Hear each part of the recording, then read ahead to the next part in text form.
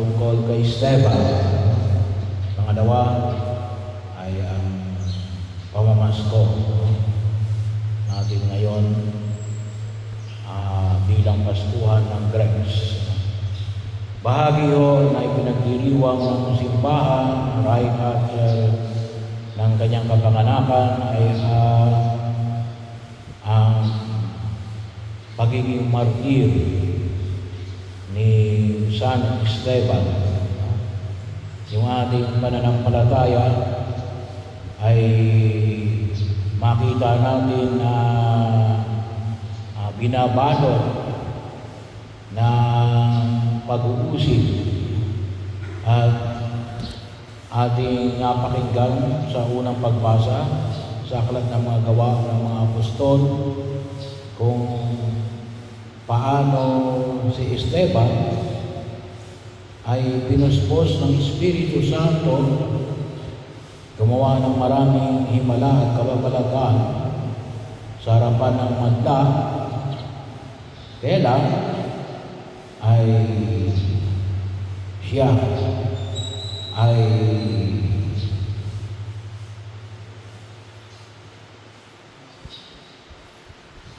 pinagkaisahan na patayin sa pamagitan na kung tawagin na po natin ay mob. Ito ay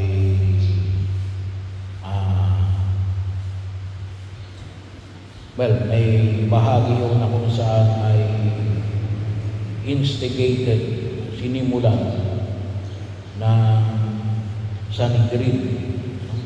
Ito kasi yung Sanhedrin, ito yung korte ng simbahan ng mga Hudyo at ng mga Israelita. Ay bahagi yun na kung saan ay napatay sa pamagitan ng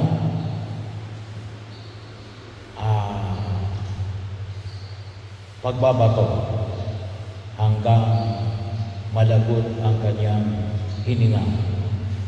At kung inyo po matitingnan din sa ilang bahagi ng banal na kasulatan ay dito pala mismo pinahagi inubad ng mga saksi ang kanilang mga kasuotan at iniwan sa isang binata nagnganganang Saulo. So, ino-offer pa nila ito kay sino si Saulo. Later on, magiging si San Pablo. So, kaya nga tawag natin muna ay si San Pablo ay dating Berdugo ng mga unang Kristiyano. Pero paanyayaw na huwag natin kalimutan na yung ating pananampalataya ay isang pananampalataya na dumanas ng maraming pag-uusig. Kaya sabi ko nga tayo magpasalamat bilang mga Kristiyanong Katoliko dito sa Pilipinas.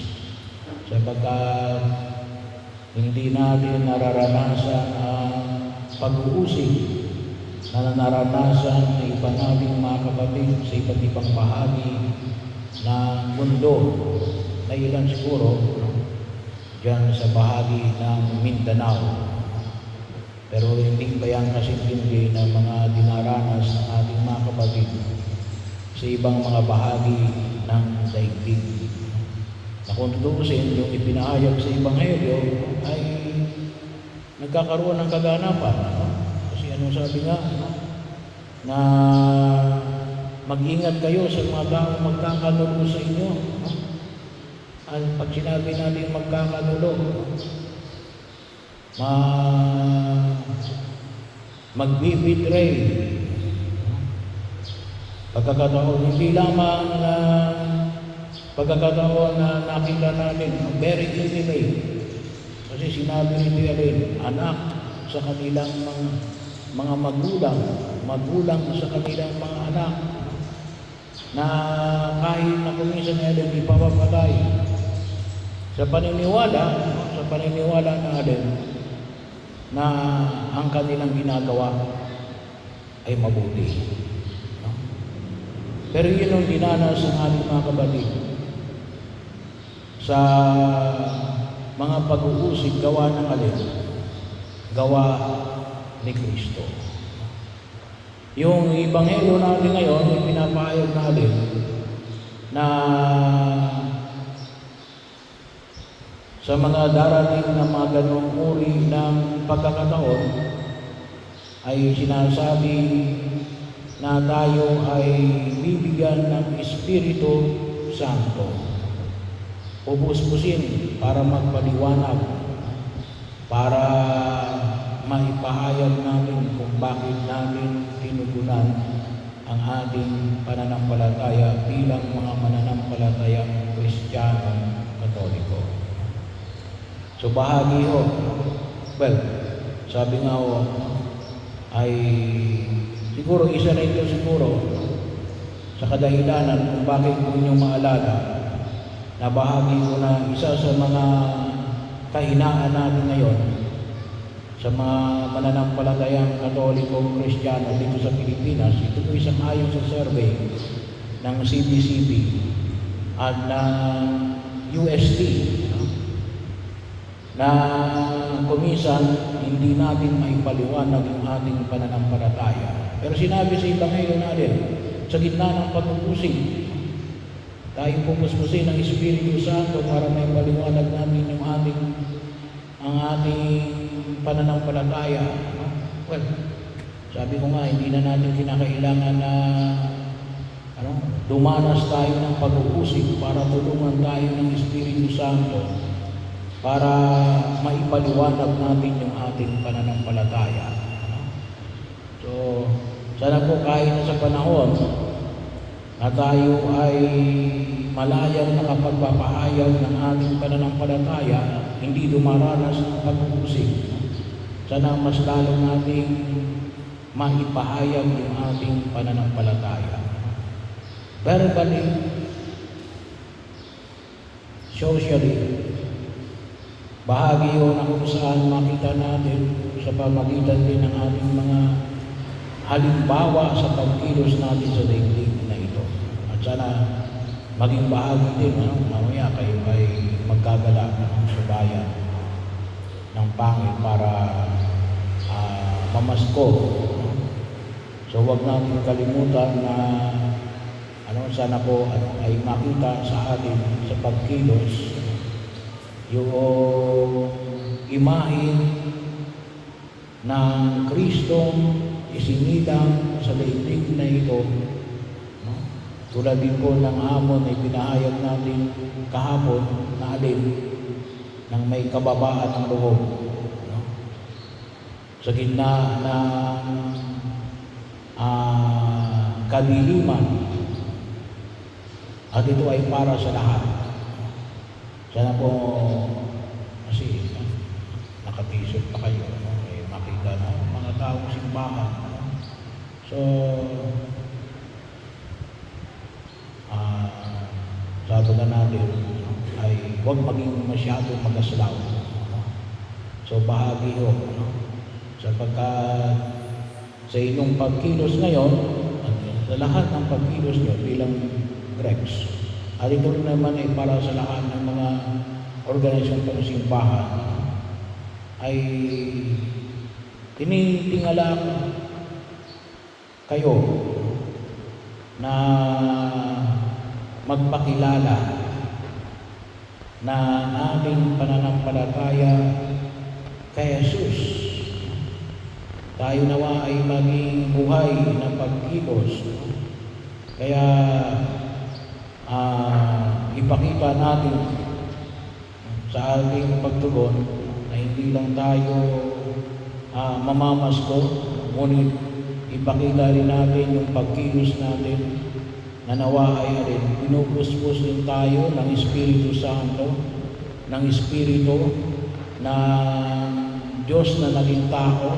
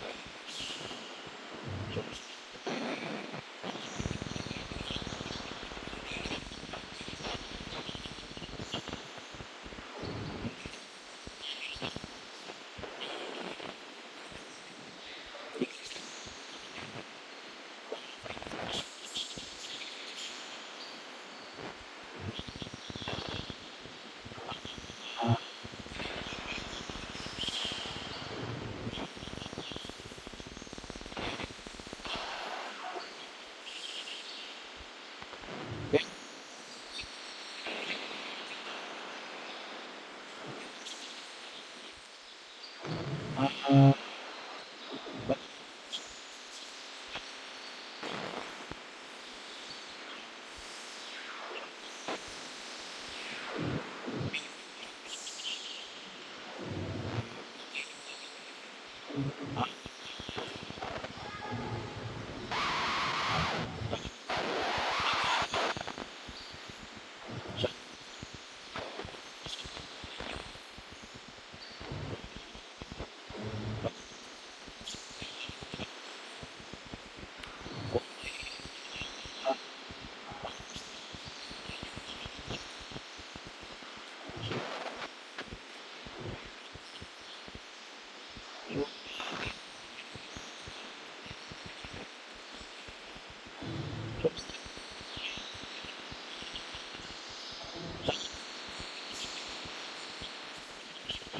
sa ay sa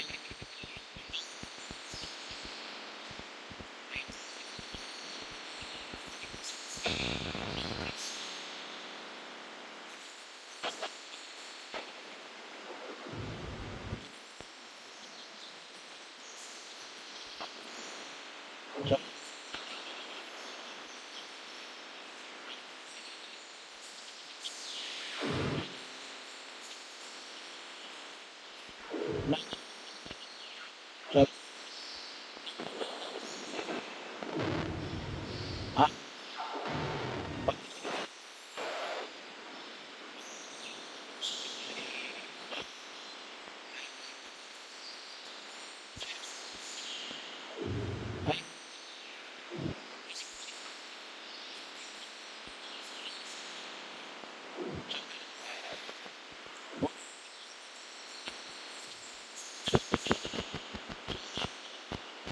sa ah,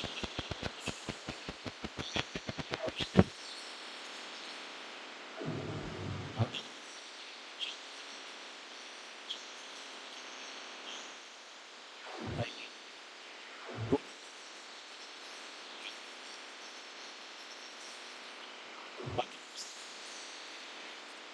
so yes,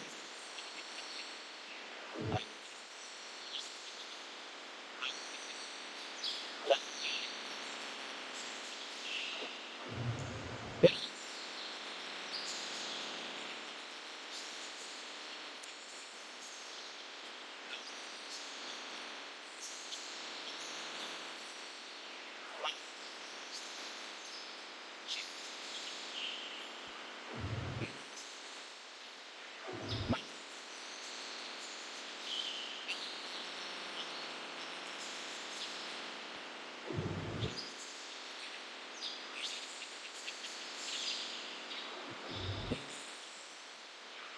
at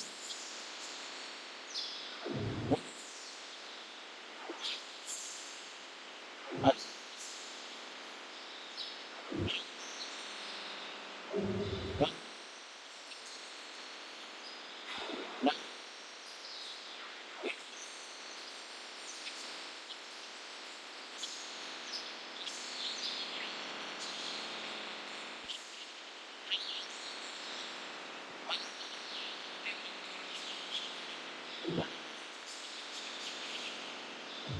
na hindi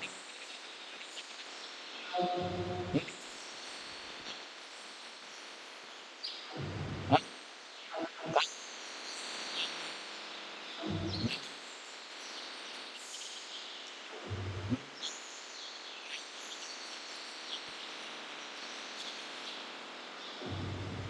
ka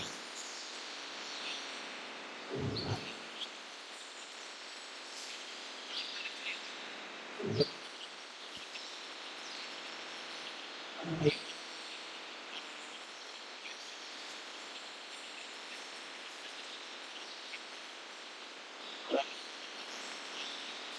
na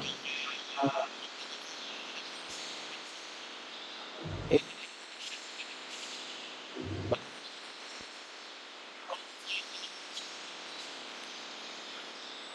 si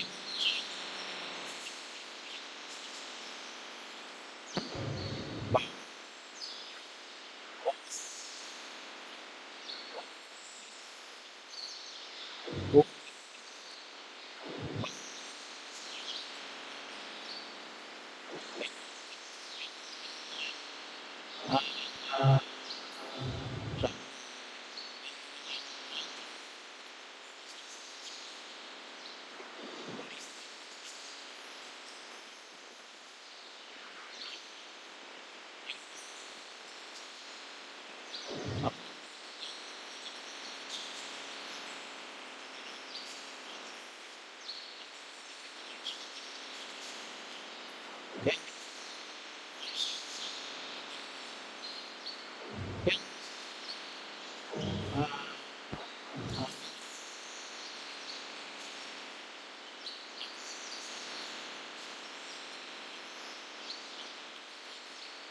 Ta-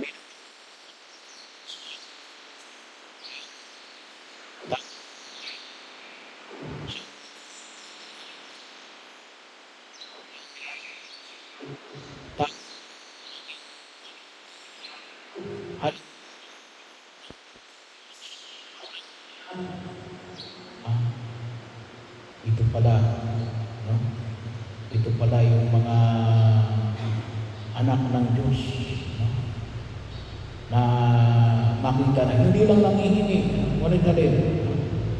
Ay makikita sa buhay natin ang isang mabuting Kristiyano sa gitna ng kabataan, no? Kasi hindi naman yung gagawin yan para sa sarili, gagawin yan para sa simbahan, no? You're offering yourself, you're offering your time, you're offering your life, no? Bahagi ko yun na kung saan makita natin. At sana, no? Ay masabi natin pinababanal kayo, no?